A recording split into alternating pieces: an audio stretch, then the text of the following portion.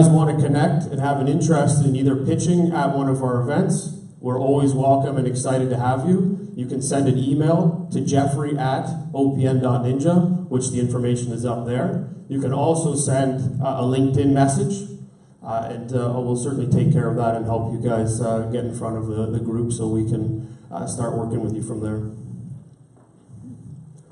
The first thing I think we all want to do is give a little round of applause to all of the great people that have helped today work out and get to where we are today. So I want to thank Brian, who's running all of our camera and taking care of everything we do online. The Hard Boot team for all of their efforts in putting this great adventure together. So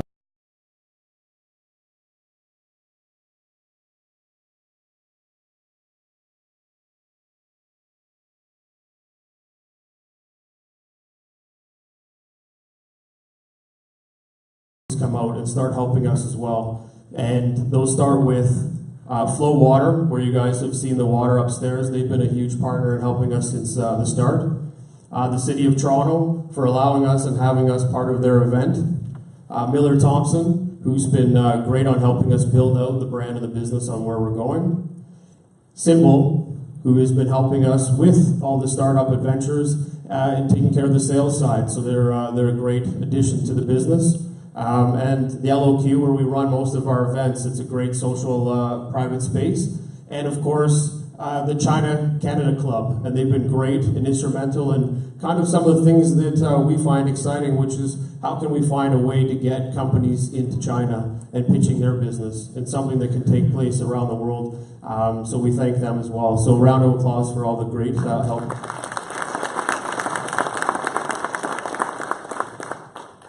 So some of the things that we can post and excited about are some of the next events that we have. This weekend is Pitchit Fireside, so we're pretty excited to be there.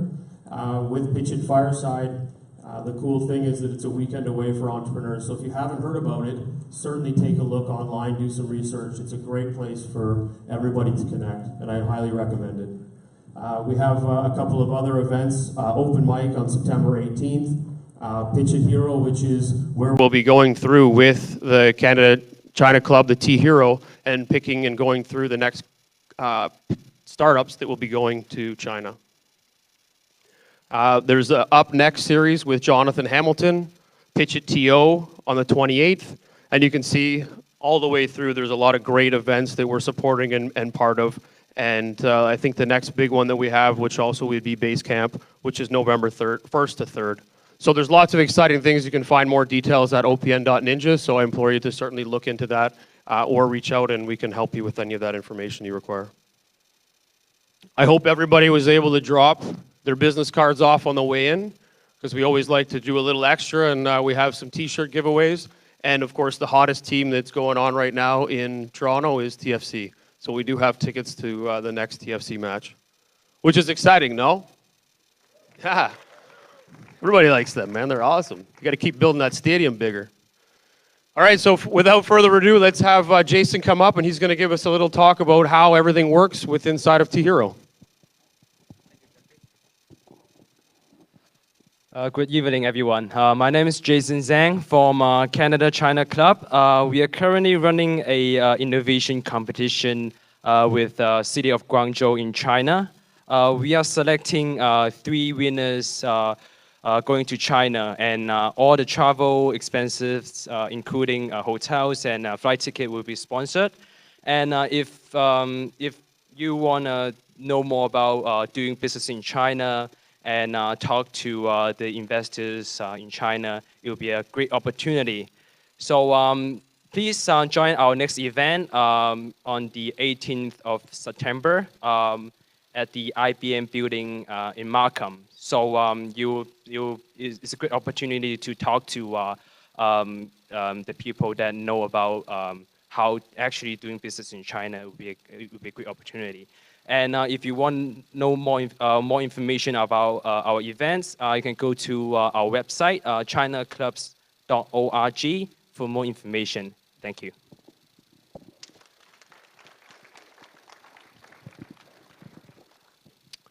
A great initiative, thank you. So I guess some of the things that we'll quickly touch on, some of the cool things that we've done over the last year, outside of this being the 17th event, lots of cool little details that have kind of helped. But one of the things that we've done is we've expanded from just being Pitchit TO. We've moved into Pitchit York, Pitchit Durham. We've also done the event inside of corporations where we ran Pitchit Munich, and we have a few others coming up in the future. And what do these events do? They help build entrepreneurship, but they also help build entrepreneurship, which is something that's really cool. And everybody seems to be looking inwards to find out, can we be more innovative and how can we be more innovative? Some of the great companies that we've had pitch over the year, well, you can see them all. There's lots of them in there. And they keep making their way through the world of entrepreneurship, which is fantastic. And we look to be able to put a lot more in there. So certainly reach out so that we can do that. So one of the things that we wanted to dive into quickly, so I'm going to take a few minutes to kind of chat to this because it's kind of exciting for us. After the year, we started looking at the fact that, there's a lot of action going on, a lot of things happening in the entrepreneur world in Canada. And we said, well, with all of the incubators and accelerators that are launching, and you have over 4,000 of them in North America doing early stage and pre-seed, etc., we started to say, why are they struggling? Why is there so much of an issue with these businesses having this, these startups having this issue? 3 out of 100 companies are accepted into accelerators. 1 in 4 of those ones find funding. And 2 out of those 100 become success stories. So those facts alone kind of show that there's a bit of a gap on the sense that there's a lot of entrepreneurs working ass to build a business, and they're not getting the same recognition as they should based on the market and the way things are working. And hopefully what we're doing here is going to help all that as well. So from the observations, as I mentioned, there's a lot of demand, there's a lot of hard-working entrepreneurs. There's constrained resources, only so many people able to help and assist with driving the entrepreneurs forward and getting them where they need to be. There isn't a full integrated solution that helps businesses move from end to end when it comes to working on their business from pitches, operations, finance, all the way through. And the investment side, it's a little bit tougher because of just the measures of how many companies are starting and where everybody's going. It's hard to be able to get in and fund all of the companies.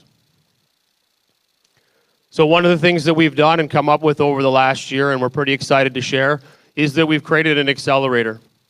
And the way the accelerator works is that it basically is a whole group of individuals that work with the entrepreneurs to help their business work their way through, combining 3 elements of development, expertise, dedication, and a network fund.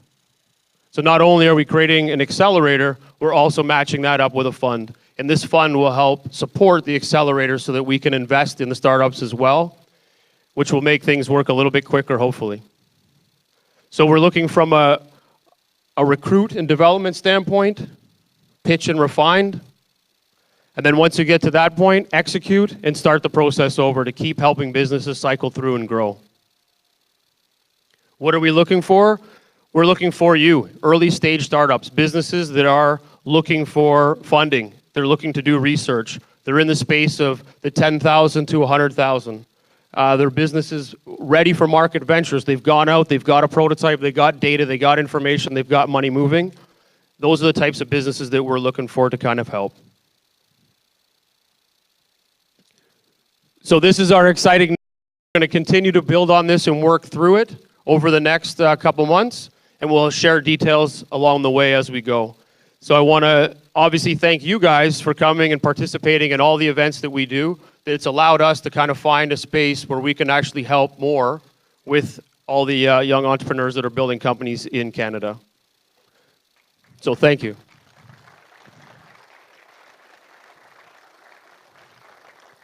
So enough of that, let's jump into the pitches. That's why we're all here. So the pitch format, the way this works, if you're a first-time comer, we have the Magnificent 11. So basically, we've tried to mirror what goes on inside of an angel event, and you have 11 minutes to pitch. It will then be cut off, and we have 1 minute from each advisor to provide their feedback, and then it'll go to 5 minutes of Q&A from the crowd. When we do go into the crowd for discussion purposes and questions, please look for Madison. She's carrying a mic, and she'll be able to, she's over here, she'll be able to have you guys answer the questions there. That way, while this is all being recorded, it will be online as well, so we don't lose the audio. We have 3 fantastic advisors that are going to be helping us out today. The first is the head of York Angels, Jess Joss.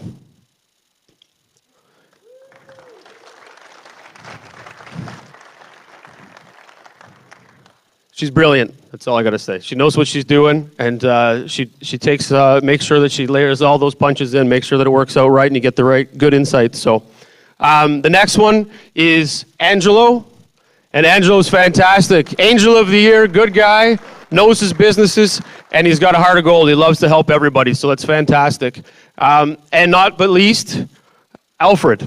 And Alfred is an investor, partner in Miller Thompson. And again, I find that over the last few times that Alfred's been participating, he certainly drives a lot of great information that's going to help you guys. And he's connected too. It's pretty amazing. I like all of it. It's all good. So, Alfred.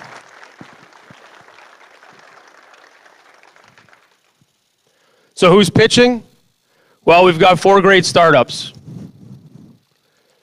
And these 4 startups, they're going to jump up in a segment. We're going to go through Q&A, and we have a couple pieces that are going to jump in between. So we're going to jump into the first, which is Sharif. Come on up.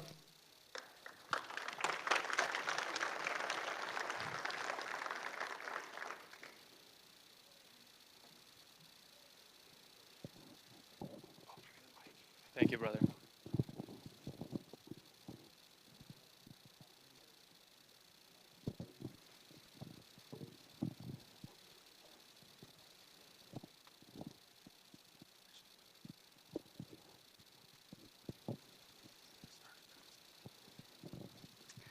How's everybody doing this evening? Oh, very well.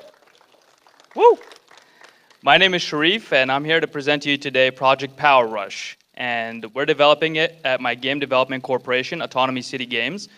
But before I get into that, let me tell you a quick story about myself. When I was in grade 1, I was obsessed with Pogs. All the kids in grade 1 loved them. It was almost like a form of gambling for children. You'd flip them with the slammers. The ones you flip, you win.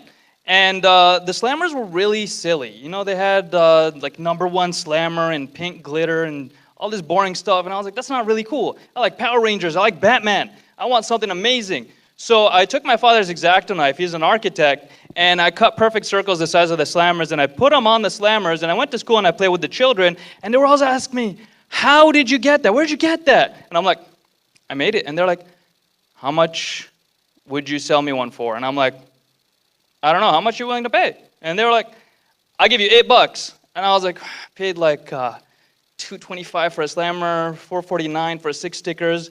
This is definitely profitable. You got yourself a deal. So that was my first entrepreneurship experience back in grade 1. I made thousands of dollars, which unfortunately, the maid decided that if I have this money, I'm really bad and I'm in trouble, and I was very scared. So I didn't tell my parents, but years later, when I was 11 years old, I asked my parents, I was like, so what ended up happening with that money I made from selling slammers? And they were like, what money? And I was like, oh my God, I got robbed by the maid in grade 1. So I learned quickly, you know, you got to be careful when it comes to entrepreneurship. You got to be very careful. But anyway, moving on. So I've spent the past 12 years as a hobby developing a concept for a game called Power Rush. And I never thought it would ever come to fruition. But here we are today, you know, presenting it. We've been working on it for a year and a half now. And I'm going to tell you a little bit of information about the gaming industry. So gaming has been growing for the past 50 years exponentially, which is rather dramatic. As you can see from this chart, it's the fastest sector. So as you can see, radio's dying and magazines are dying, but video games are taking off like a rocket. And the industry is well over $100 billion annually now, which is rather remarkable. And it's expected to continue to grow, as you can see from here. So this chart shows the most played games on PC.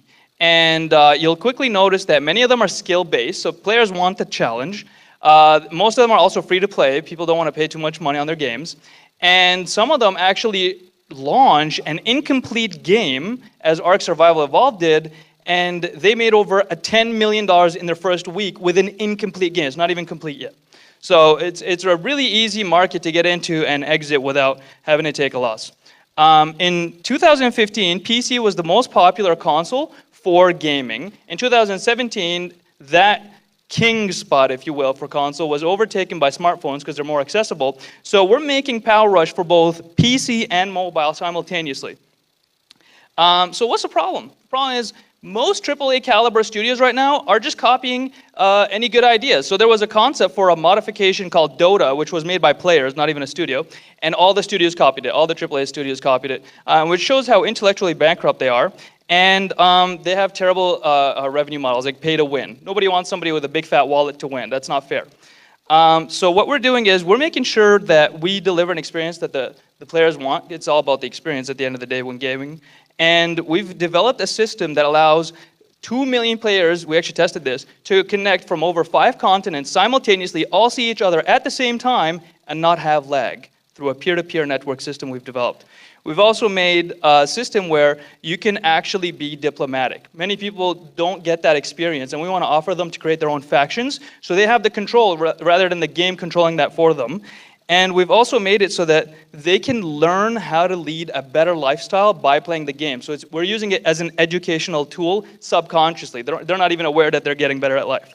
So one of the things we're implementing is cryptocurrencies. We've developed our own cryptocurrencies currently being developed right now. It's called CryptoSense. And it will be a way for the player to actually earn an income by playing the game, which is very revolutionary. And we've also devised a specific revenue model which will allow players to get advertisement without being annoyed. So instead of having a banner, you're going to see the content and use it because you've learned, hey, I have a virus in the game, I need a supplement. So you get the supplement, but the supplement is from a brand that we've made a deal with to have their company branded through our game, so now we have an increase in revenue. We've also made the game make sure that you can experience the utmost pleasure while playing the game. So you're never feeling like this is boring, you're not having a good time, and you're building a community, and you're having a great time spending time with your friends. So this is our team. Of course, I wield the hammer of Thor because I am worthy. And we have our core team there. Let me tell you a little bit about myself. I was a professional gamer for 2.5 years. I used to compete in Korea, the United States, and Canada in StarCraft 2, representing Team Canada. Woo!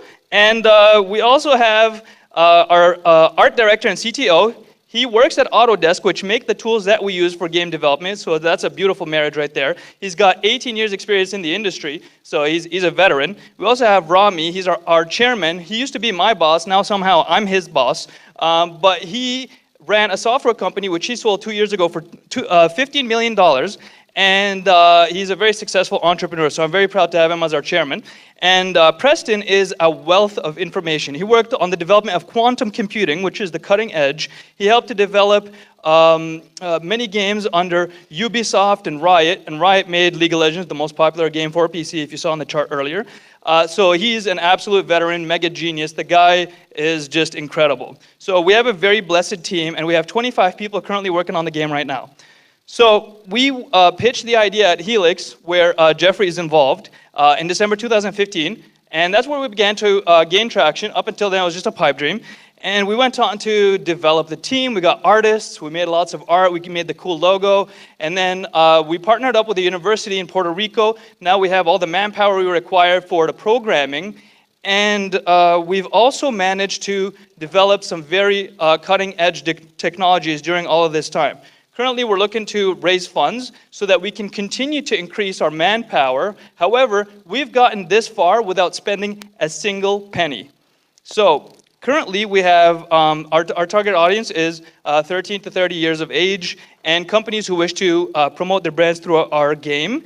We also want to make sure that we give them, the players, an opportunity to earn an income through the game, because most people are losing their jobs to robots, as you may be aware. And we're making sure that we reach the players through everything, social media, streaming for games through Twitch and YouTube and so on. And we're creating partnerships with some of the streamers who have like 40,000 viewers a day to make sure they promote our game very quickly and rapidly through word of mouth and streaming. So we're going to be creating revenues from the game sales. We're going to have an optional subscription, so you're not gouged, force gouged, if you will, to play the game. And we're also going to have a pre-launch strategy, which I can get into more details about if you'd like, because it's a little more complicated after the presentation. So we're expecting in the first year of launch, very conservatively, $5 million of revenue, and in the second year, $10 million. However, this number could be 10 times that amount realistically when you compare with some other examples. So let's look at BitBox. They were founded in 2011. 3 years later, they launched a game. In the first 48 hours, they recovered every penny they spent on development for 3 years. And then in their first year, they went on to make over $15 million. And this is a game that nobody even knows. They only have 390,000 players. That's a very small amount in the gaming industry. We look at a different example. No Man's Sky didn't even deliver on their promises and made $45 million in their first week just because they had lots of advertisement. So unfortunately, some people can do that, but at least they finally, after a year later, they delivered their promises. But still, you can publish an incomplete game and still get your money back, which is rather remarkable in this industry. So we're looking for $500,000 at 20% for a 2.5 post-money valuation. We can get $1 to $2 million from the government because they're supporting gaming in the industry. And we're going to spend about $300,000 on development operations and $200,000 on marketing and sales. And we can have an exit by about 2020 if we sell to Microsoft as they did when they bought Minecraft, for example. So thank you so much for your time. I absolutely appreciate it. It's a luxury nobody can buy. You cannot buy time, but thank you guys. Have yourself a blessed evening. And I appreciate this opportunity. Thank you. Thank you, brother. Stay blessed. No, stay there. Thank you. Thank you. Okay, so we're going to jump for the advisors. So Jess, why don't you start us off? I think you can. There you go.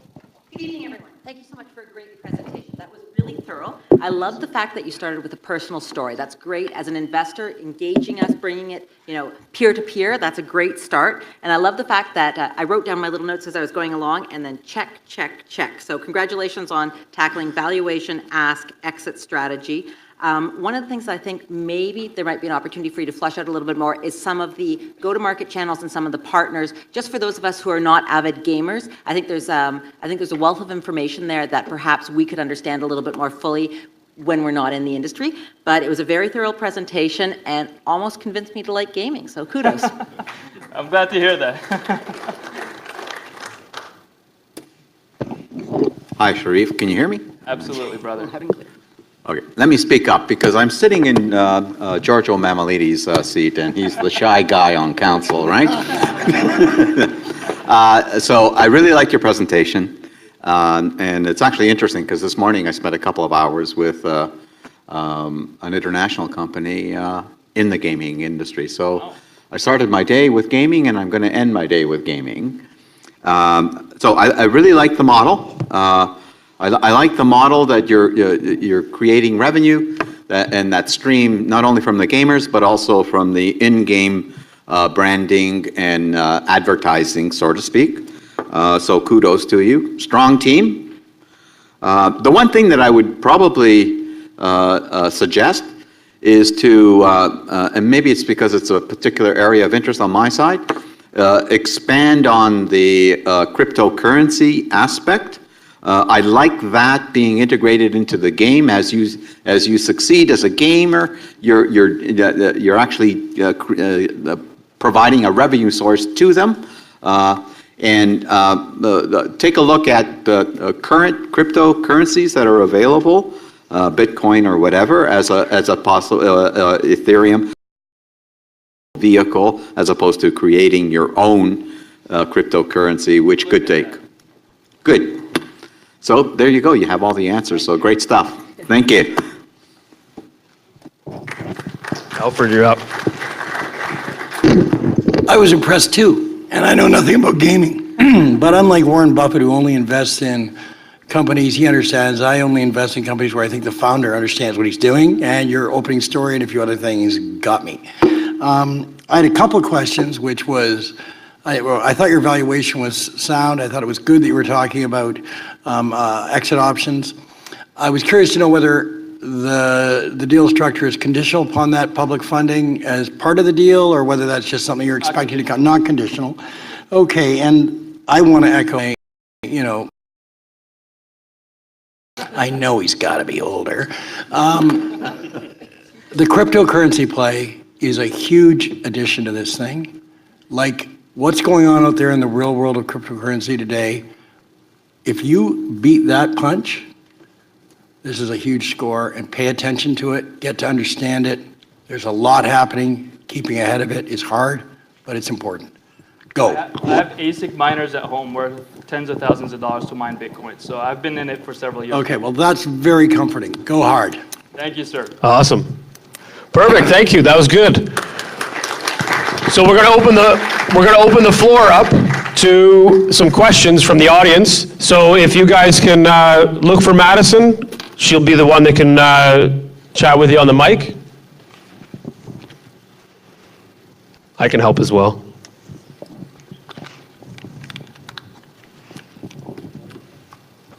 Thanks, man. Good presentation. So I'm assuming you're actually building your crypto on the Ethereum blockchain. Is that correct? No. Oh, you're not. It's a completely new crypto. Yeah. So why haven't you decided to do an ICO? Is there a reason you look for angel capital to do that? We're still developing it. We're making sure that it's quantum computing proof. As you may have noticed, we have somebody who worked on the development of quantum computing. So most current cryptocurrencies are actually susceptible to quantum computing taking over them because it's light years ahead of the current computing systems. So we're making sure that we have a system for our cryptocurrency that we're developing that will make it quantum computing proof, so it'll be absolutely sustainable for well over 10 years. Got it, but wouldn't you want to use an ICO to raise the capital to be able to do the Absolutely, development for that? Okay. Yeah, there's an opportunity for that, absolutely. Thanks. Awesome. Anybody else? Any other questions? Yep. Hi, great presentation. A quick question for you. You didn't really talk about the competition. There's literally thousands and thousands of video games out there. How are you going to convince people to play your game as opposed to a different game or more time on Facebook and Snapchat and Instagram? Aren't you going to have to spend a huge amount of money on marketing to get your game out there and the attention of the people who are going to play your game? Okay, so because we're doing something that is incredibly unique and we're offering players an opportunity to actually generate income by playing, we're going to draw a lot of attention from that. However, we've also already attained tens of thousands of people who are interested in playing our game already. They're signing up for beta. They're already registered to join our Discord servers and get involved with us because Preston Wingate, our project producer, has a company in the United States called GurNation, which works to gather gamers together in communities and have them work together. They've set up teams for many games such as Master X Master and League of Legends and Heroes of the Storm to compete professionally, and they actually were #1 in Master versus Master in the recent tournament that just went on recently. So their community is very, very, very large and very successful, and through that community, not only are we going to be able to have them play the game, but they're also going to be streaming our game on YouTube and on Twitch so that we can develop our community further for Power Rush. Awesome. I'm in. Anybody else? Great presentation, by the way. Thank you. Over here. I heard something that was really interesting to me, was a peer-to-peer collaboration between players. The reason why I'm really interested in this is there's a video game that came out a few years ago called Honor, and it followed that same system. But there was a problem after that because when other people you're playing with have low Wi-Fi, you start to lag. So the flow and everything becomes a problem when someone has a low internet connection. How are you going to deal with that? Because Ubisoft is still having issues trying to, break that concept. So how are you implementing your platform to future-proof that problem? Excellent question. So we've primarily designed the system so that if the peer-to-peer network around you is not sustaining the required latency to make sure you have no lag, then the server will kick in and make sure that you have enough ping so that you don't lag. So we have an algorithm to detect that if it does happen. So you're basically buffering That's right. the whole time. That's right. Very cool. Okay, we got time for one last question. Hi, Sean here. I've got a question about the actual game itself. So you were talking about some of the cool games that made $45 million and lots of money. Yeah. Think about Ark. In Ark, you get to ride a dinosaur. I mean, that's awesome. Everyone wants to ride a dinosaur. Sure. And in No Man's Sky, you get an infinite number of planets, and you can go name 1,000 planets after everybody you know, because it just generates planets on the fly. What's the game catch here that makes me want to ride a dinosaur and name a planet after my friend? I mean, where's that? What do you got there? Okay, so you get to create your own faction, and you get to manage it. So instead of, let's say, World of Warcraft, you have the Horde and the Alliance, and they can't, communicate with each other. They have that language barrier and so on. In this game, you get to create your own alliance and your own horde. So now you're setting up your own, if you will, like tribe or clan or guild, and your own hierarchy, if you even have one. You could have like a flat hierarchy where everyone's a leader.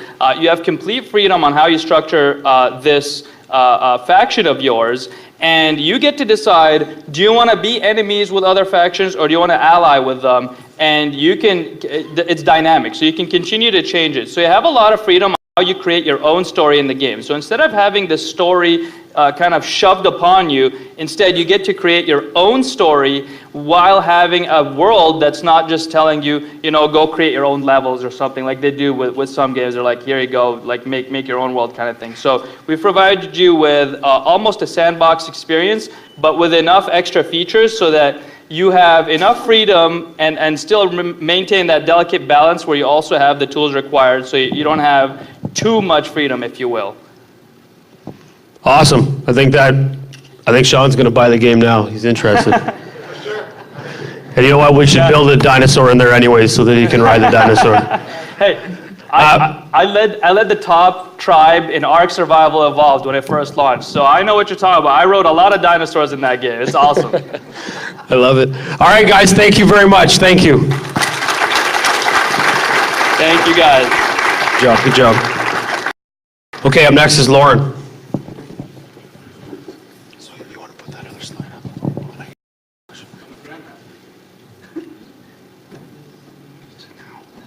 I going to ask that question? Does it start to her? No, I do. That's right. Actually, don't let her go.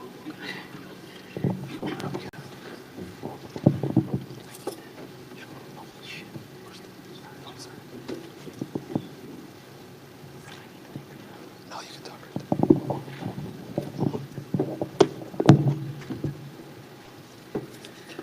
All right, good evening, Toronto. My name is Lauren Koenig, and I am the CEO and founder of TWiT, Travel with Interesting People. And I am here tonight for one reason, and it's because I was lucky enough to move to France in 2004. But I almost didn't go for one reason, because I was simply afraid to travel alone.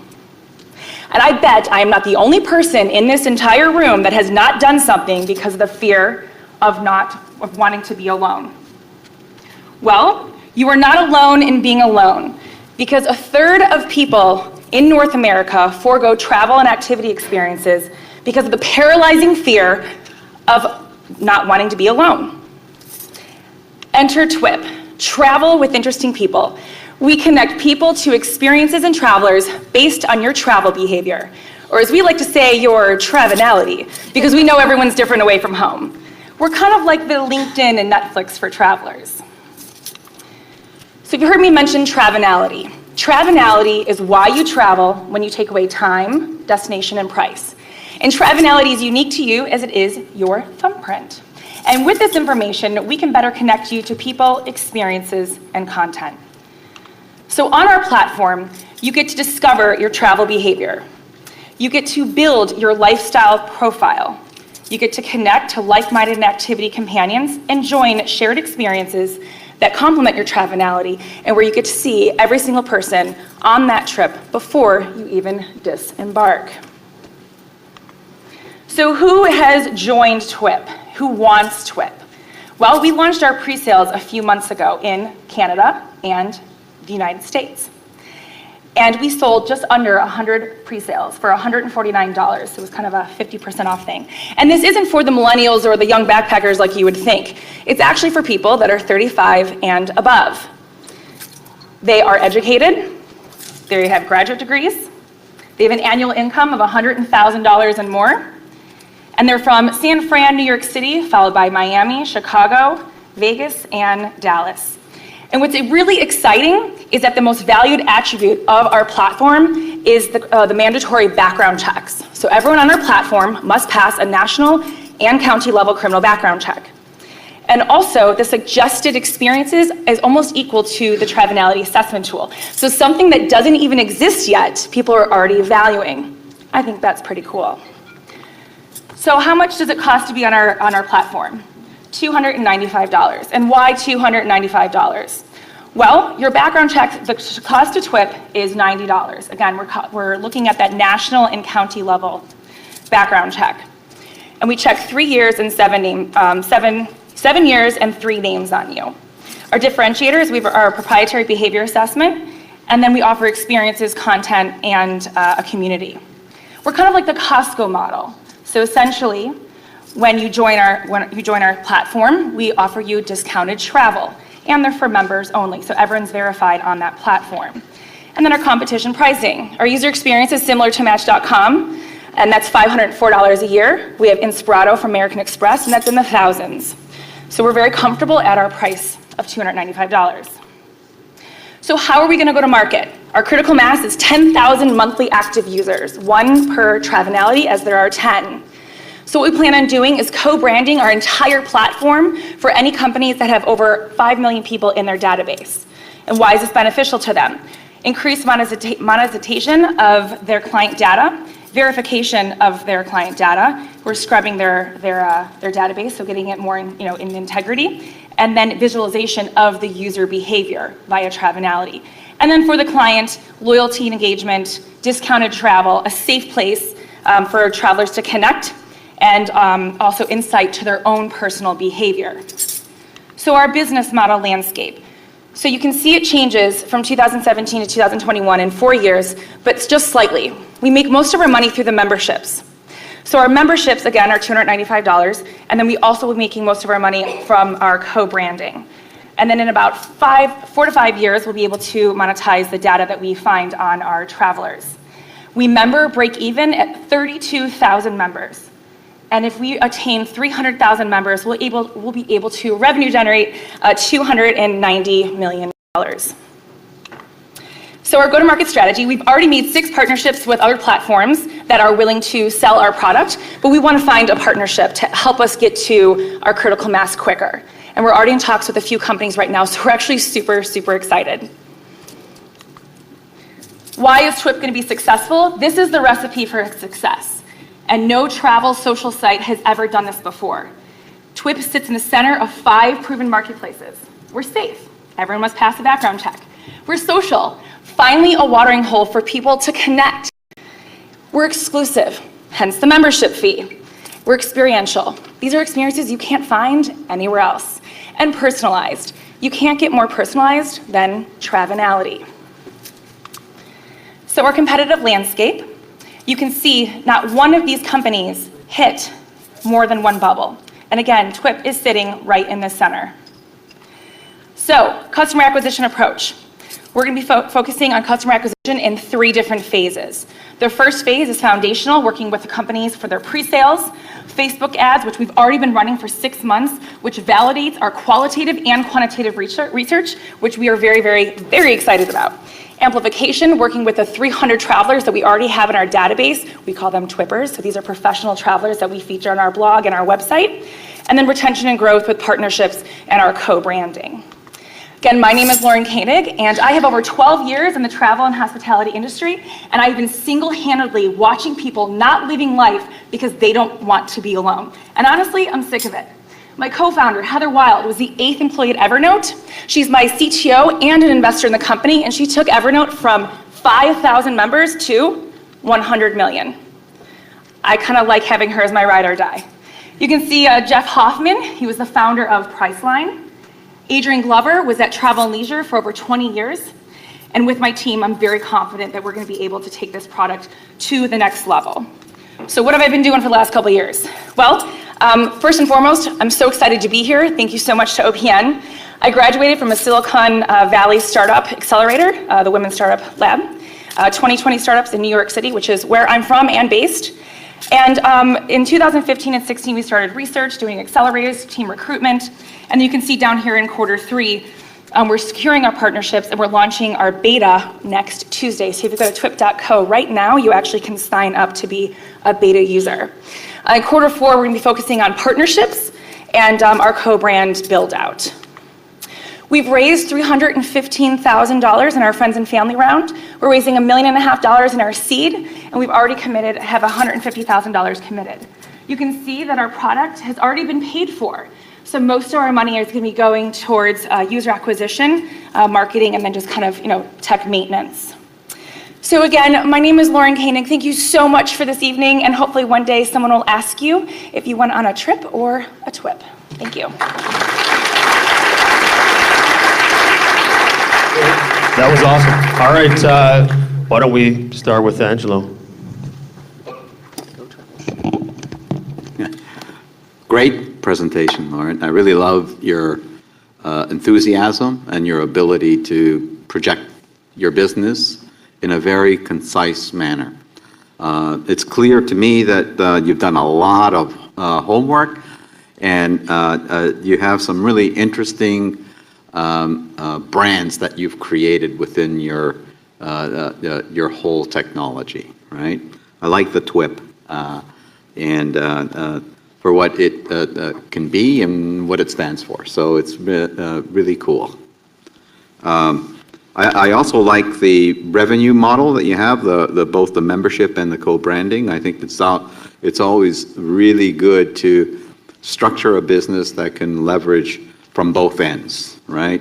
End user, and also that business component that is willing to pay not only a one-time shot, but long-term based on the success of having their exposure on your site. What would be really cool, I think, in your presentation is you mentioned that you have 300 travelers already enrolled in your system, to maybe provide some feedback from those existing users on what their experience has been, how wonderful the capability of your solution has enhanced their travel experience and made it a more enjoyable engagement. And your ask is there. I think kudos to your ability to have raised a good chunk of money already. And the only other thing, you talked about a 1.5 seed round, but you didn't really talk about what are you willing to give up for that 1.5. So I think that would be important within the angel community and also VC community. That's great. You're asking for that, so what do I get in return? But other than that, I can't find anything else that you need to really work on. So great job. Thank you.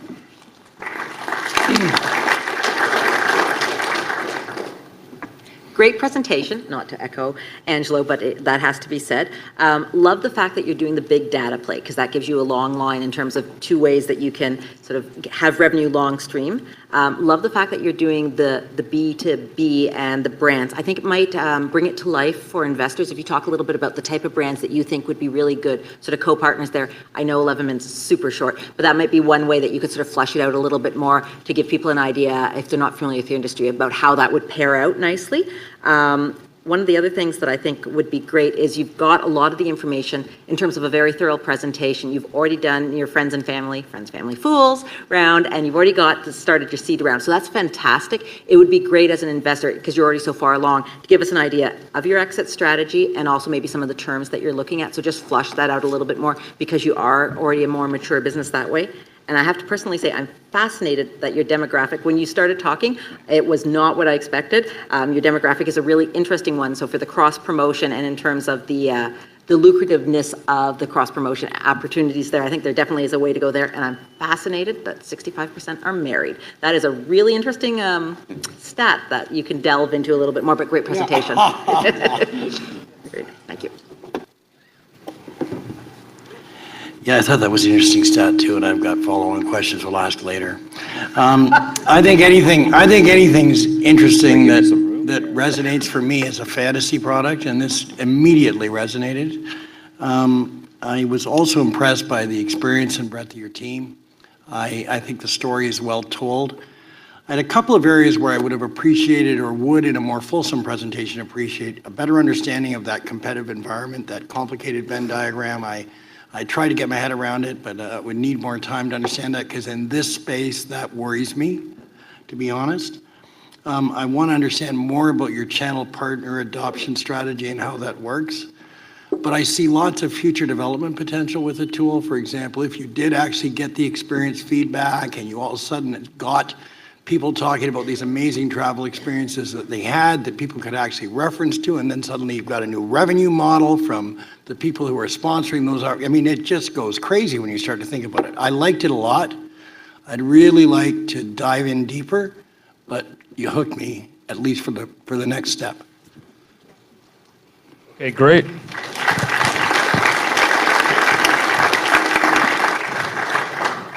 Perfect. So we have any questions from the shift to an experience reality? So I'll think I've been on 17 dating sites for 2 years and I hated my life. Who wants to get married? People on Tinder, people on Germany. Who actually really wants to travel? Pay money or a freemium model? So freemium models don't always work, and so Walmart can never become luxury. So starting higher and going lower is something that is, something that I'm very passionate about. Again, the background check cost us $100, and with our qualitative and quantitative research that we did even before our pre-sales, we found that people would pay anywhere from $300 to $3,000 a year for this service. Again, paralyzing fear of being alone. There's really no price for that. So we want integrity of our data. And in the travel industry, it's extremely fragmented and segmented and saturated. And people, anyone that would want to acquire us, wants their data to be within more integrity. So if that answers your question. Could I ask another? Go, Claire, quick.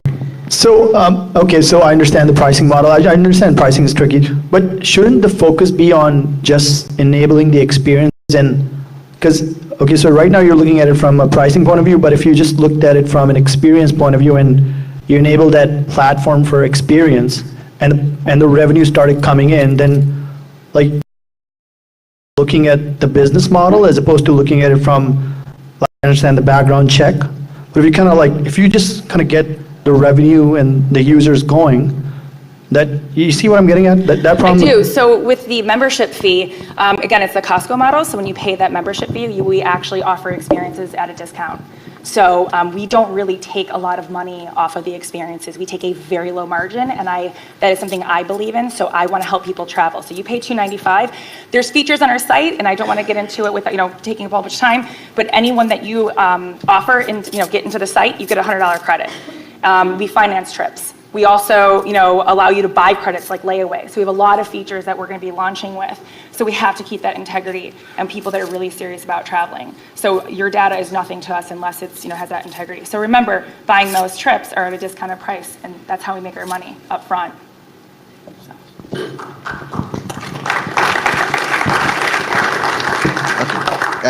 So you said that you are actually analyzing behaviors of the travelers, right? Through Travelity, or this is what I understood. Do you use AI or something like that for it, or is this only manual? And have you thought about connecting your framework to social media? Because a lot of people who are traveling, you just put their, they post about their travel, they post about their experiences, and it's just easier for them to go to these through social network and then post them, and you can actually analyze these ones from. So what's the question? What do you use for travel? What do you use? Artificial intelligence, AI, or it's just manual? To recommend the travel? To analyze the behavior of the travelers. Got it. So we created our own behavior assessment based off of a few other behavior assessments. My co-founder is actually a behaviorist, so we have our own proprietary behavior assessment. It's not a personality test; it's behavior assessment, which tells that you're different outside of home and in different environments. And so we've actually very focused on anticipatory design, so letting you know what content, people, and experiences that you would want based on your travel behavior. So you had to take the assessment on our platform for us to be able to connect you with other people. So I don't know any other place that offers that, or even other social media, because it's about behavior and not about if you like traveling with your cat or something, right? Did that answer your question? Kind of, sort of? Okay, one last question, quick though, quick. I just want to make one point that just occurred to me. You are creating much bigger assets than you're collecting in these travel experiences for a whole bunch of other people.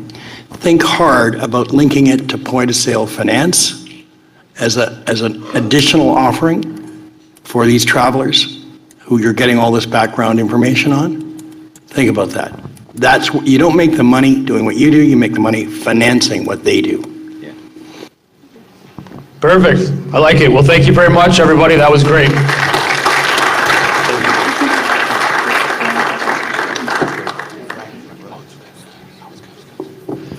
Okay, so now, before we jump into our next one, we have a quick little segment that we like to do, and this is, I'm reaching out to you guys in the audience. I'm looking for people how many people here are entrepreneurs and have their own business? Awesome, like everybody, it's brilliant.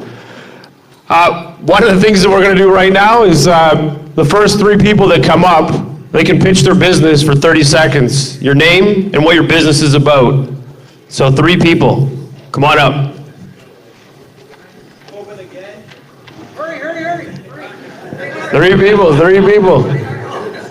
Speed. You got these 3. Sorry guys, it was a good run though. It was a good run. Next time for sure. So 30 seconds, yeah, okay. Just go up there and just... Hi, my name is Scott. I am in the education industry, and my goal is to put education in the palm of everyone's hand and to get into peer-to-peer education and sharing.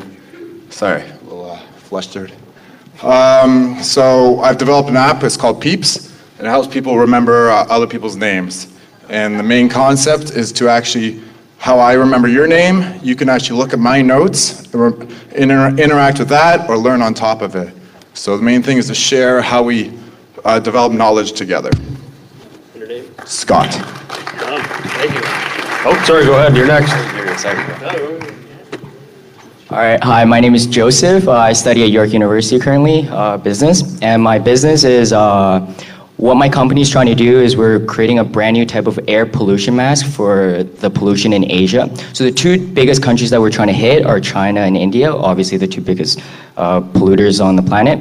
Our company name is called Air Essentials, and what we do differently is we're trying to simulate on top of the protection of the pollutants is fresh air. So we're using 100% natural essential oils to simulate specific scents. So we have a couple that are in. Yeah, that's about it, yeah. It was a good elevator pitch, but too long. All right, you're up. My name is Chris, and I co-founded CNC Labs, where we've developed a machine that's essentially the opposite of a 3D printer. You're able to carve out of solid pieces of material 3-dimensional objects. And this is very useful for smaller businesses and even scaling up businesses. They can produce end products in-house at a much lower cost than simply prototyping with 3D printers. You can work with materials such as metals, woods, and plastics, and the scalability on this is huge. Perfect, thank you. Awesome, thank you guys, that was great. All right, so our next pitch, we're gonna get right at it, is Kevin.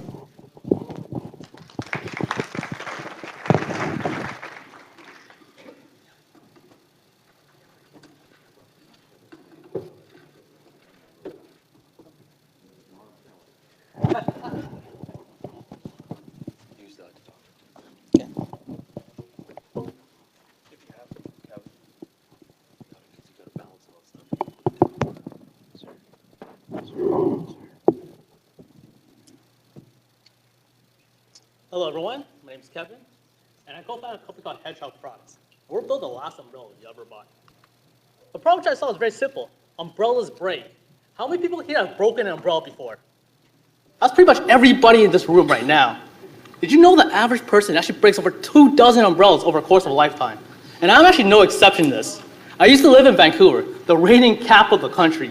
I've lived there for about 5 years, and I've broken dozens and dozens of umbrellas. I have umbrellas that broke on me so easily, where the frame was flimsy, or even the canopy that simply tears. And the most common way I broke umbrellas was when they flip inside the rain, or when they flip inside through the wind, and all of a sudden now the frame is shattered. And overall, over 1 billion umbrellas are broken every single year. Considering the planet's only 7 billion people, that's a lot of broken umbrellas. Now this is where our solution comes in.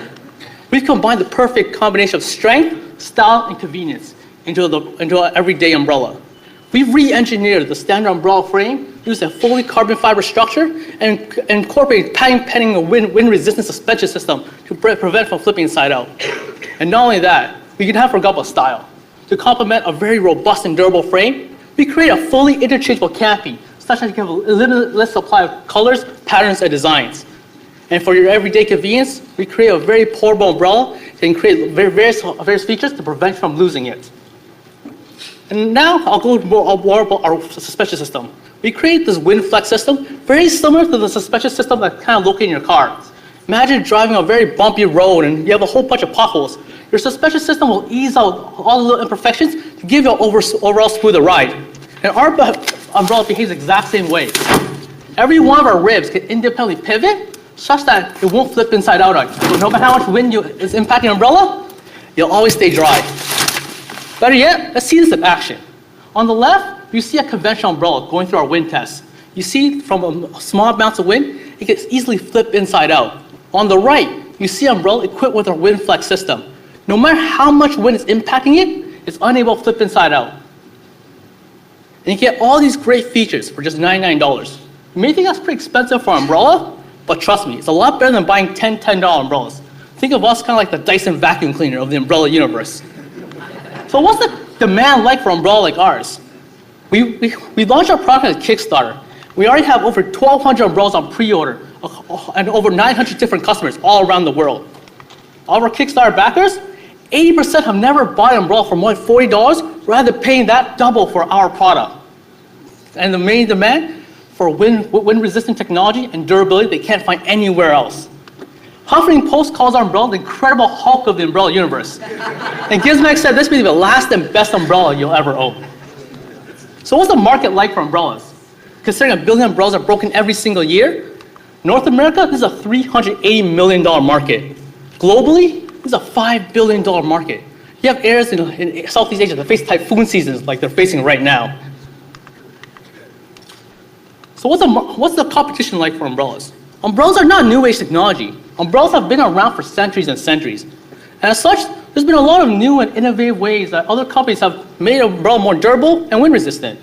You have companies that change their aerodynamic shape of the umbrella to make it more aerodynamic, or even turn the umbrella to be a wearable. However, none of these companies have found much commercial success because they strayed from a conventional umbrella design. People want an umbrella that looks like an umbrella. So think of the Segway. The Segway was an engineering marvel. However, it was never really adapted by people because it was socially embarrassing to be riding a Segway.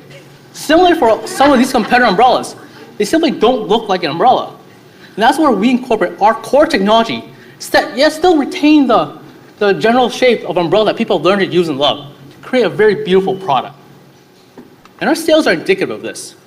We have over $100 in already pre-order sales through Kickstarter and ongoing sales.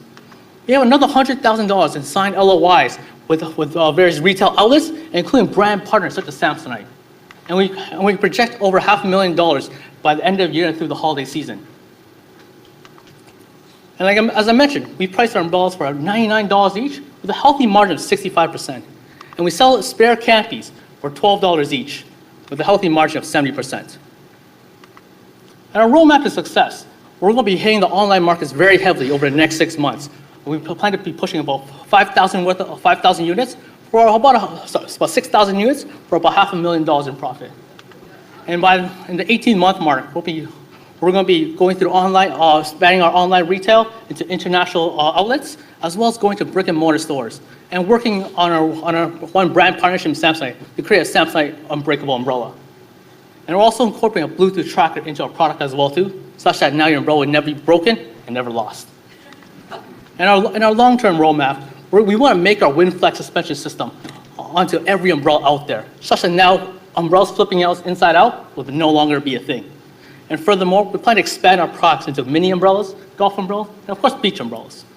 And with our interchangeable canopy system, we're going to be developing a canopy library, first for our really umbrellas, such that you'll be able to swap your canopies on and off with major brands from various designs, or even design your own canopy, whether you want designed by the panel or designed by the overall design. Now, canopy customization is available to all. And with our go-to-market strategy, we already have over 50 publications already citing our product on its durability, wind-resistant technology. And as we launch our product next month, we already have several influencers, and we're ready to embargo with us during our launch. And not only that, we plan to be launching the West Coast market first, where you see a series of bus stop ads. When we don't even want to structure these ads traditionally, we want to combine these with social media feeds, such that we create a more interactive experience. We're holding a campaign beginning next month where we like to call it Trash the Past. If you take a picture of you with a broken umbrella, you have a chance to win one of ours. And we have the team to do this. My co-founder Kay and I, we have over 20 years of product development experience, primarily in the automotive field. We've worked on high-performance race cars, we worked on Bombardier planes, as well as the work on the development team of the Chevy Camaro. We have been a part of many product life cycles from initial concept all the way to production rollout. And we have a strong team of mentors and advisors to help guide us through this. And we're also supported through various networks such as Velocity, Accelerator Center, and even the Communitech. And we bootstrapped this company from the very beginning.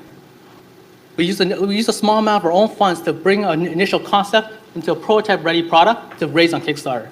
From then, we were able to get a lot of pre-order sales and grants. We've raised over $108,000 to date through our own efforts, and what we've been able to accomplish was create from concept-ready product to production-ready. Be able to source all our supply chain and have a contract manufacturer over in Shenzhen, China, and we will fund our first 1,500 units, as well as have 2 patents. Now we're raising for $300K for 20% equity. A majority of these expenses are going to be primed towards marketing and our next round of inventory, as well as some expenses towards legal, product development, and everyday expenses. I'm Kevin, we're Hedgehog Products, and we're building the last umbrella you'll ever buy.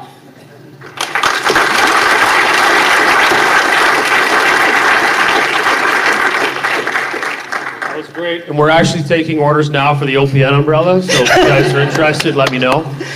Seemed to be a hit already. It's nice, well designed. All right, Alfred, you get to start this time. Sorry, I heard about it, and I think you're on the right track. I have no issue with your pricing policy, as you know. What I do want to say is that I don't think, frankly, you're raising enough money. I think you need to be putting more money into marketing, channel partner development, a whole bunch of other things. I'm thinking higher valuation and more money. But you know, I'm on your side. Oh, wow. That hurt. They're silencing your mic. I'm just joking. I agree with you. I think it is, from an angel point of view, it's actually an interesting opportunity. And I've seen you a few times, Kevin, and I'll promise to reply to your email. I like how far you've come along, and I really do like the story that you have. And in fact, I think that your story is an interesting story that could be bundled together to do a shopping, delivery, and revenue generator for you. So getting sort of your, even though you're a great brand for the product, but you might want to have an influencer come in and do your story and just reap in those orders. So I really like all of that. I like what you've raised in terms of money. One thing that I would like to suggest, get a dozen umbrellas and brand it with CNN, send it to them, because they always have these reporters that are talking to you in the middle of a typhoon. And just let them report on it with a hedgehog solution. So, good stuff. Great presentation, Kevin. The last time I saw you, there was a lot of snow on the ground. So the evolution of not only your presentation, but your numbers is really impressive in that short 6-month period. So I've seen a lot of traction. I think that's excellent. I love some of the things, so I'm going to compliment you on some of the things, because this is also for other people that are listening. I love the fact that you have a patent. I love the fact that you talked about your supply chain and it's already secure, that you had an ask, a valuation, and a percentage, and really detailed about how you broke down what you were going to do with it. I think that's really comforting as a potential investor to know where you're going with that one. In terms of the influencer, I had a similar idea with Angelo. There's a Toronto-based company called #Paid, and they are influencer media, but they're transparent about the fact that their influencers are paid, so that gives it a little bit more authenticity. So I think that's something, you know, that would continue to augment your go-to-market strategy. And I think that at this point in time, you're really ready to sort of start looking at some of the terms and the conditions and sitting down with investors. It was really strong, so well done.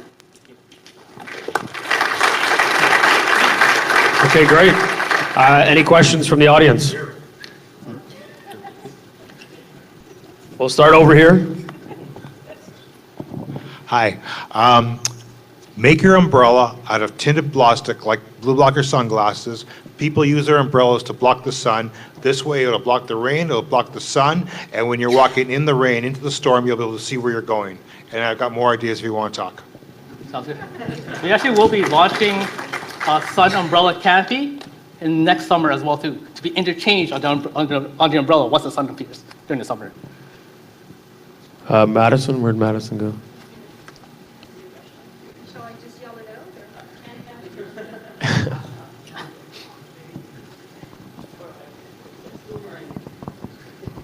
I love it. That's a great idea.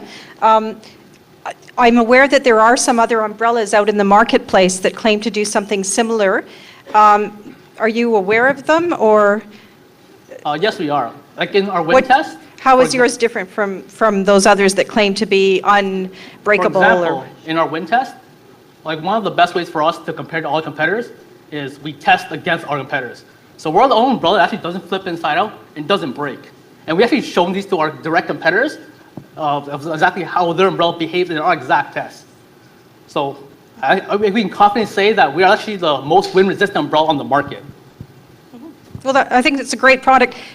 Maybe after you succeed with this one, you can find out what to do with the millions of broken umbrellas out there. That might be another good project. Thanks. Thank you. Hi, yeah, that was a really phenomenal pitch. I thought that was a really well done pitch deck. But as a consumer, I'm really lazy. So in terms of switching out a bunch of, like, for example, what that gentleman said over there, having specific umbrellas for maybe just the sun, or like you can switch it out. I personally would not do that because I'm lazy, and I'm sure I'm not the only one to like maybe have an all-in-one umbrella. I think that'd be a really fantastic idea instead of having to have your own consumers switch out different umbrella heads, because I think that'd be a big hassle, and I personally wouldn't do it. And I think that's something you should think about. That's my comment or suggestion to you. Oh, thanks. Okay. We can do one more question. Thank you. Amazing pitch. Amazing product. I really loved it. Now, can you solve my other problem? I keep losing umbrellas. So right now, we actually partnering with a company developing a Bluetooth tracker for your product. So essentially, when you walk away from your umbrella, you'll get a notification on your phone, on your smartphone, that you left your umbrella behind. This will be an add-on to the product, where you get it's simply attached to the handle, and now you never lose your umbrella ever again. That's perfect. Thank you. Okay, perfect. Thank you.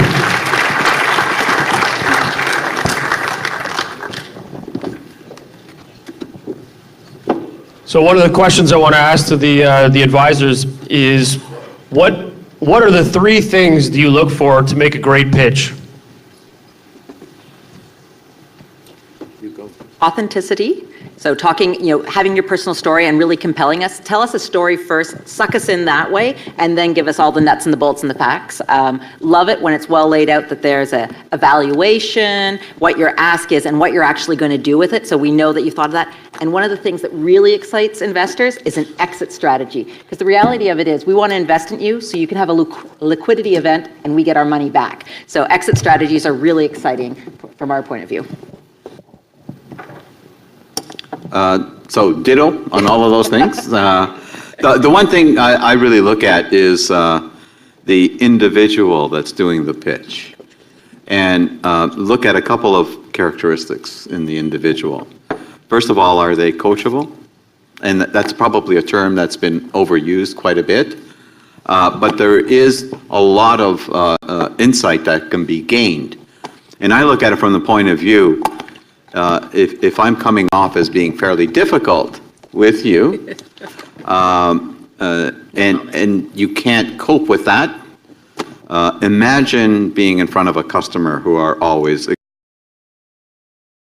There's a little bit of finesse and technique and talent that's required to change that confrontation into a partnership and a relationship. Also, not only this coachability factor, but the realistic ability of that individual to actually execute on their plan. So they may, all plans are great, they could be mapped out, very detailed, but is this the right person to really make that a reality? So those 2 things, to me, really are things that I really look at. Because at the end of the day, it's not necessarily the technology or the business, it's really the people that we're investing in and will yield those returns. Okay, great. Alfred? Ditto and ditto. Sorry, ditto and ditto, I get to ride both of what they said, but I just want to add on this whole business of, I want to put nuance on the notion of the quality of the person making the presentation. I want to see a team builder, a team leader, and I want to see demonstration that on the management and the governance side, they understand what it takes to make sure a company doesn't become crippled by founder's disease. Yeah. That's the first thing. Second thing is, I actually want to see not the detail in a presentation like this, but know the details there of a financial projection that has been carefully thought through, is conservative as hell, but where I know they've really thought through the assumptions and are really showing me how they intend to spend the money and where the risks they see are. I want to understand how they see that in detail. And the final thing that I want to see is somewhere in the team a track record. I don't mind there being a lot of newbies. I don't mind there being a lot of freshies and greenies, but I want to see somewhere somebody who's actually executed, to come back to your point, and who knows what that takes. Okay, that's awesome. That's great insight. So to kind of reiterate that, it's about being coachable, executing, sticking to a plan that's financially sound, and being an overall rounded person that can give you that an overall rounded person that has the demeanor, the drive, the push, that builds that authenticity to their business and their products so that you can believe in them that they're going to do something. So that's some good insights for all of you guys when you're out planning your pitch, some of the elements that you want to be able to put into it. So I thank you guys for that. Thank you.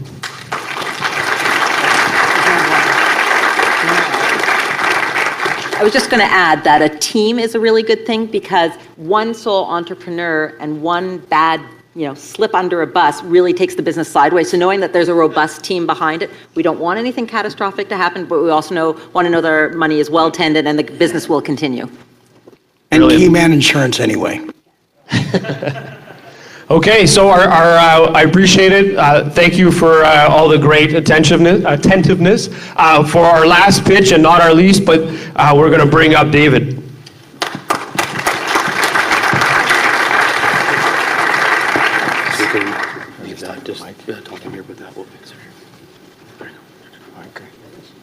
Thank you very much. My name's David Quinville. I'm the founder of FH Match. The co-founder is Adam Arifi. Fitness Health Match is a social networking and marketing marketplace for fitness, health, and wellness professionals. That could be chiropractors, massage therapists. One of the issues why I created FH Match is I'm in IT and operations. My background's in financial services, and I've been doing that for about 20 years in a global role. So I travel a lot, and I like to stay fit, I like to stay active, and I like to take care of myself. Even at home when I'm not traveling, it's hard to find qualified fitness and health and wellness professionals. They're difficult to find. It's a fragmented industry. And in doing that, I was doing my executive MBA, and I was in this entrepreneurship class at Ivy, and he said, hey, go in this room, 6 of you, come up with an idea, and then generate an idea for business, and then have investors kind of beat you up on it and what you didn't think about and validate your business model. That's where the genesis of the idea came from, is that combination of traveling, not being able to find fitness and health and wellness professionals, and then kind of forced in this room with 6 people to beat you up. So when I came up with FH Match, on the professional side, they have associations. There's a lot of tools out in the industry place. There's a lot of free things out there for them to drive and help and build and work their business, drive clientele, etc. There's lots of apps out there. So in doing that, I decided to build an app and test it out in the marketplace. It was the fastest way to get in. I knew apps didn't work. My background is doing that for the banks globally. It wasn't the right way to go, but for a market test quickly to see if there was a problem I was actually solving, it was a good way to go. So I focused on 5 modalities, ended up with 60 different specialties in those 5 modalities. In those modalities, these specialists ranged from everything, but they all lived and died by the same sword. They all relied on word of mouth. Fragmented industry place to figure out how to run their business, manage their business, and drive effective clients to what they're trying to achieve. So I knew I needed to make a marketplace. And in developing the marketplace, time, effort, and whatnot, to build this marketplace out so professionals can actually find new clients, build their clientele, manage them, collect, send revenue, invoice, and manage their overall business. So when building FH Match, I knew they had to get found faster, they had to be in an open ecosystem, and they had to get discovered as quickly as possible. In doing that, and when you see on the profile here, you'll see a lot of information there. So that's all the stuff we meta tag and we throw out to Google so they can get discovered faster. So there had to be value day one. With no consumers, no professionals, why would anyone join this site? So it had to be open and easy and accessible. Everything had to be one click away, and they needed to get found.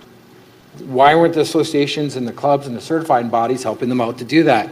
So I met with them, and I spent tons of time going through a lot of trade shows and whatnot. So we needed to optimize them. We needed to give them a business management channel and an ability to engage with their client base. Times when they engage with their client base is typically when they're massaging, they're fixing, they're working with their clients. It's not much of an engagement. They want to tell this weight loss story or this health story, this dietitian wants to show how great she's doing in these programs. It's hard to do in a single center place to do that, central marketplace to do that. So they go to Facebook and they try to run their businesses off social media. So I incorporated all that into one platform. There's the social sharing component, the business management component, and the marketing component. And that's FH Match. So we needed to be able to monetize on this. And how were we able to monetize on this platform? So we needed to have a subscription base. We needed it free. So we kind of took an idea. TripAdvisor is there for hotels. Why couldn't it be there for professionals? Easy, accessible. A consumer can come in. Everybody's a commitment phobe. And they don't want to give any information. So I had to make that information very accessible for these professionals and for the consumers that are trying to find them. So in doing that, we kept the like categories free, and there's a consumer profile as well. They can go fairly detailed if they like. And then there's a premium paid side. So that's where they start doing the booking, the scheduling, and all these other things. So we need to understand it a little bit better. So our go-to-market strategy was, social media, of course, content management, digital content management, and we call a program called Catch Up Before They Hatch, going to schools, universities, and colleges to help catch them before they hatch, before they become qualified, to understand there's a marketplace out here and this is how you can get started. So we offer discounts, we do a lot of keynotes, a lot of webinars and whatnot. We started building partners, and then we realized something early on when we developed the platform was the partners were the key to our success, not the onesie-twosies or the social content, even though that drives a ton of traffic. So we spent a lot more time building out our partners network, and we ended up with 360,000 exclusive members to FH Match. So they started reselling FH Match, branding FH Match, rather than us, the dog chasing the tail. Now you have the certifying bodies who register these people saying, here's your business management tool, and by the way, you're certified. And so going to the schools, universities, and colleges, we thought, well, we have to take it one step further. We should have insurance. We have a business management marketing tool. We have to keep it simple, easy to use. It should be everything, but not that they need to use everything on here. They can use the marketing aspects. They need to understand their client base and how to reach them. But more importantly, they're not going to be marketing experts ever. So we do it all for them, behind the scenes. So we meditate and do a bunch of cool technology things, but I won't go down that rabbit hole. So we've had some great success, and our success is based around our partners. And as we get more and more partners, our network grows exponentially. So when we focus on these partner groups and they start reselling FH Mass, we start co-promoting one another. So we've papered contracts with these partners. And in those partners, it's been wonderful for us, and our growth is just continuing to climb exponentially. We need to stay focused at the same time, as we can't be focusing on all these different professionals of fitness and health because it's a vast audience. So we focus on 5 to 6 different groups specifically which they service. So when we work that number out, we end up with 280 different specialties from these same groups, which is phenomenal. But we can't lose sight, because you're going to end up with plumbers and lawyers and everything else on here, which could be a good thing as well, or it might turn into a dating website. But at the end of the day, this is where we focus, this is where we put our effort, and we're hitting 280 different specialties, which is phenomenal. So now we're getting a lot of interest from retail giants, Under Armour, Fitbit. We're having really great dialogue and conversations with people who would never take the time, say a year. 2014, we went under private beta. The app didn't work, we killed it. We decided to spend the money to make it a platform, and we bootstrapped the process. We did the Fools round as well, Angels, Families, and Fools, or whatever we call them. So our mass market opportunity, we wanted to be conservatives, and early on, we had to forecast that. And we need help. A couple different things is, what are we doing right, what were we doing wrong, and then tweak, change, fix, and go. And we continue to do that, and we're sticking on that modem in that pathway. When we go and we start asking for people's hard-earned money, that's investors' dollars, the conversation changes, right? The tolerance for listening is short. So you have to understand what they care about, and we try to do a good job of that. And we learn painfully of doing it the wrong way. So as we continue to grow and understanding that, we stick to one belief, is what the numbers mean have to be real. They have to be conservative, and they have to be achievable in a matrix environment. And these numbers are based on historical values, and this is what we're doing today. So when we take our client acquisition and we start building it out, we came up with our forecasts. And so far, everything's kind of following those lines. When we look at our competitors and what they're doing from a competitive standpoint, there's lots of little apps out there. We call them little fish trying to eat our bread, and we're the bread in the middle. So when we're looking at what they're doing, we've already been down the path. We have a really solid, strong team. We know what we're doing well and what we're not doing well, and then we change and tweak and go, as I said. But more importantly, our platform is unique. No one else is doing this. No one's tied this full business management marketing platform all together with an insurance play where you're going to the marketplace and you're focusing on corporate B2B to drive. And it's all about value, and we continue to do that. When we look at our competitors and we see the competitors out there from a user experience, it's either missing, it's either table stakes, which should be booking and third-party payments, invoicing, all that stuff. They're not doing the full gamut of the social side with the marketing side, with the business management, and then the corporations and the partnership network that we have is just solidifying that from what we're told from tons of trade shows and partnership meetings that we've had. So we try to stick with the whole keep the business in the middle and drive the client value. So the client value is from the social media side, digital media side, trade shows, keynotes, webinars, blogs, etc. We do that, we build it in, and we push their message out to an open ecosystem. It's a sharing economy, you have to be good at that, and that's what we try to do a good job of. So, in summary, when we're looking at FH Match and trying to build out this marketplace and drive this value, we do have an evaluation for our company, and we've been through a lot of different conversations. So we're sitting at 12% for $500,000, and we think that's a fair value, and based on what we've done and the momentum we have and the partnerships that are waiting to onboard, which is out of 360,000 exclusive members, waiting for us to onboard, because we have the third-party payments, the invoice and the collection, the send payment. So we got the financial e-commerce side, as well as the marketing side down, and then the corporate sponsors that are papered to deal and resell with FH Match globally. Thank you.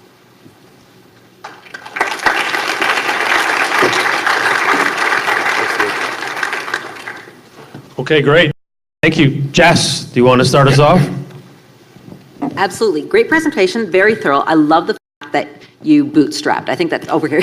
That's one of the things that I think as an investor we always like to see is you've really put your money where your mouth is and you've worked all the way through it and you've worked through a number of different stages. So you're quite a solid and advanced business that way. Love to see a little bit more on the exit strategy because you do have your solid numbers and I realize I say that in the understanding that 11 minutes is just a blink of an eye when you're standing up front. But that is something, again, that would be a really nice carrot because you've got a lot of the other stuff really well built in. And maybe just talking a little bit more about the team. It sounds like you've got a really solid team, but maybe just a little bit more. I've got a really good sense of where you're coming from, but just maybe a little bit more sense of the team because, again, you know, should a bus and you meet, I'd like to know that there's more people that are going to continue this on because it sounds like a great investment.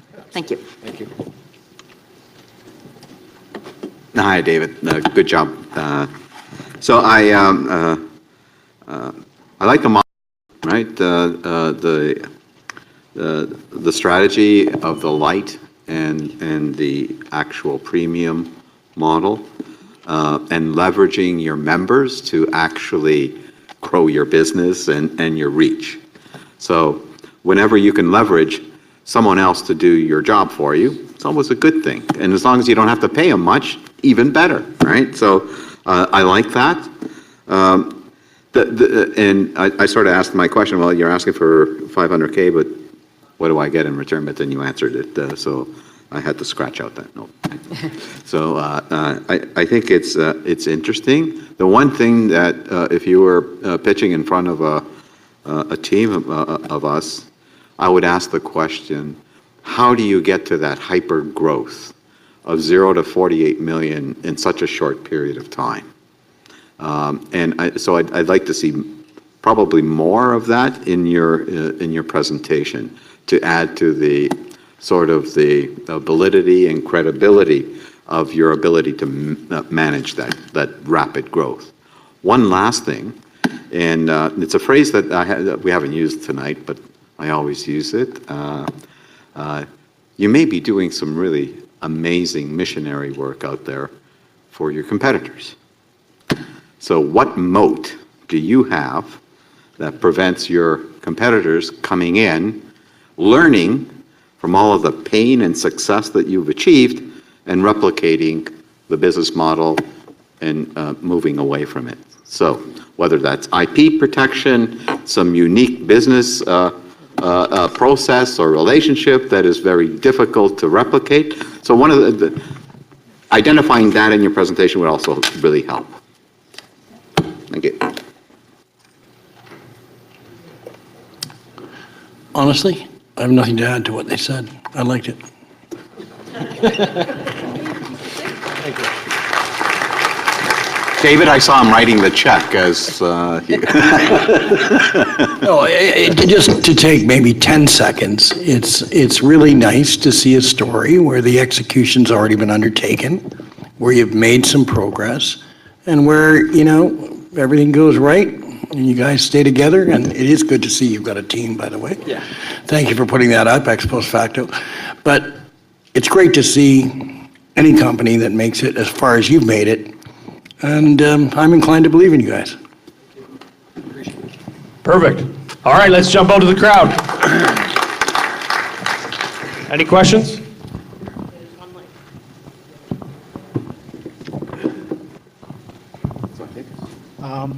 Great presentation. Thank you so much. In your 3 phases, you started phase 1, which is Canada, and then you moved to North America, and then phase 3, which is global.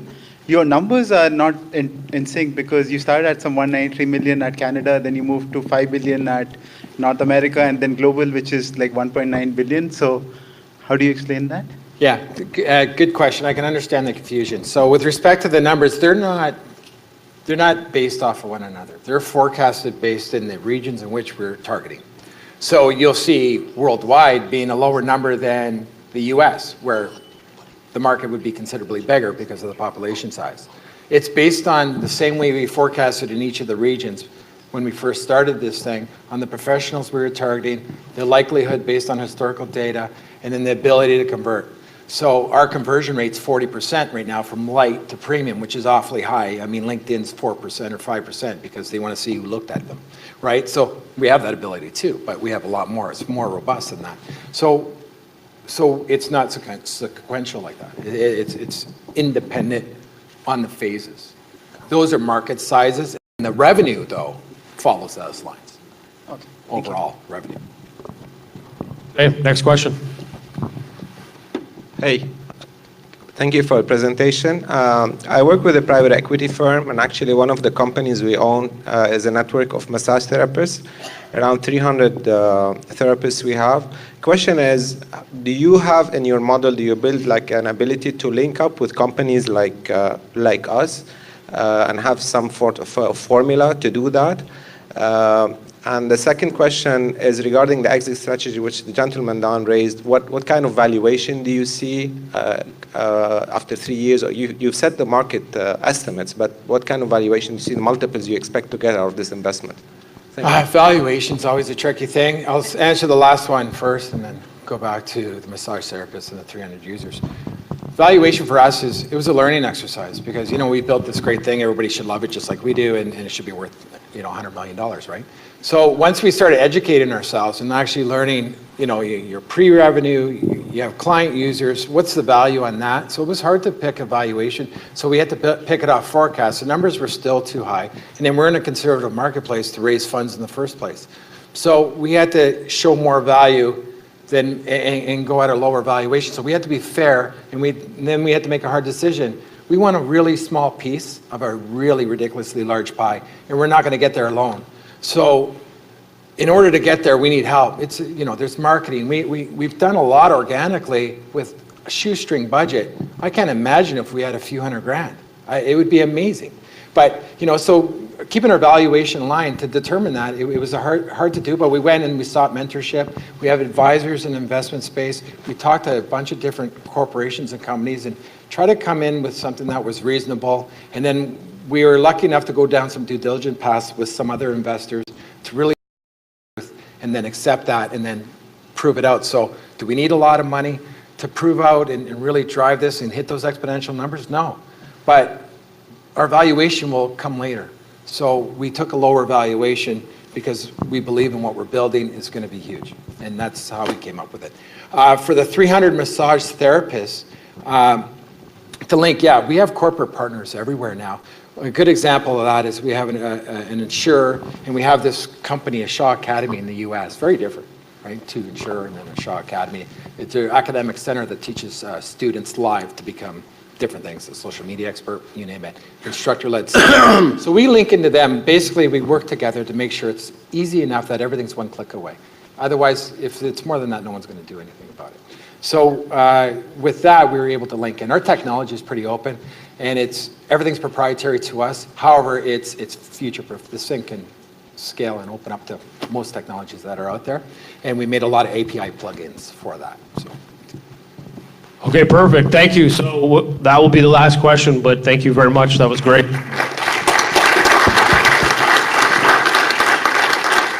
All right, just before we finish up, we're going to do we'll do a draw for a t-shirt. Jess, you don't get to do this one. I know I did the last one, and I didn't do it well. Last 2 cards in. Angelo? All right.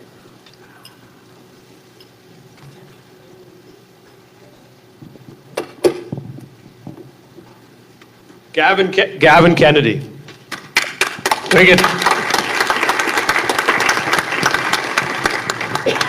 And then what we're going to do is we're going to draw for the TFC tickets. So Gavin will reach out, and for the TFC tickets, this one actually Jess will get to do.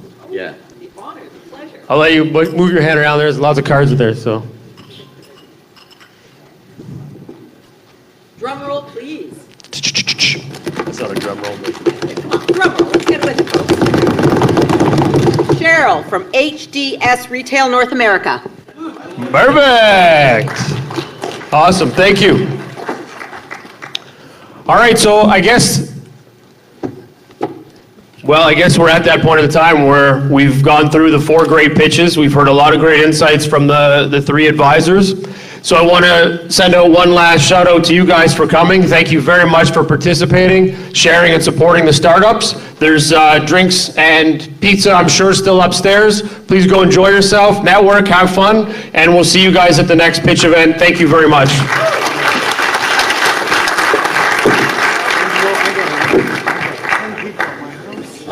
And can we have the York Angels come to the front for a photo?